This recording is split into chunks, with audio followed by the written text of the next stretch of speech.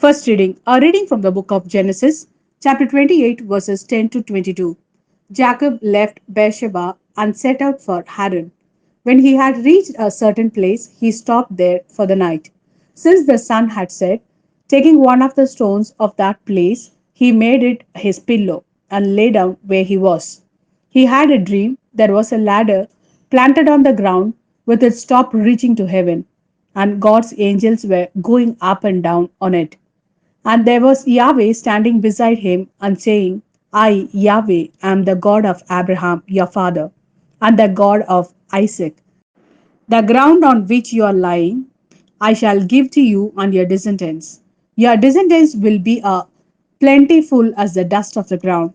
You will spread out to west and east, to north and south, and all clans on earth will bless themselves by you and your descendants. Be sure I am with you. I shall keep you safe wherever you go, and bring you back to this country, for I shall never desert you until I have done what I have promised you. Then Jacob awoke from his sleep and said, Truly Yahweh is in this place, and I did not know. He was afraid and said, How awe inspiring this place is! This is nothing less than the abode of God, and this is the gate of heaven.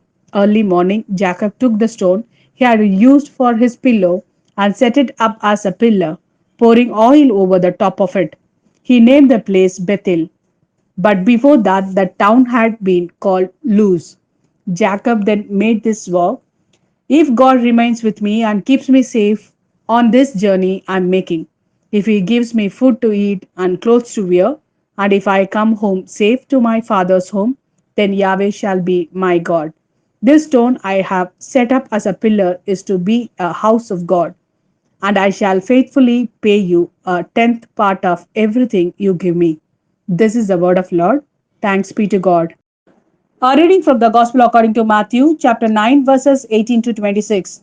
While he was speaking to them, suddenly one of the officials came up, who bowed low in front of him and said, My daughter has just died, but come and lay your hand on her, and her life will be saved. Jesus rose and with his disciples followed him. Then suddenly from behind him came a woman who had been suffering from a hemorrhage for 12 years, and she touched the fringe of his cloth. For she was thinking, if only I can touch his cloak, I shall be saved. Jesus turned around and saw her, and he said to her, Courage, my daughter, your faith has saved you. And from that moment, the woman was saved.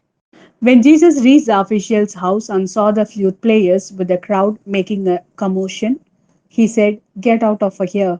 The little girl is not dead. She is asleep. And they ridiculed him. But when the people had been turned out, he went inside and took her by the hand, and she stood up. And the news of this spread all round the countryside.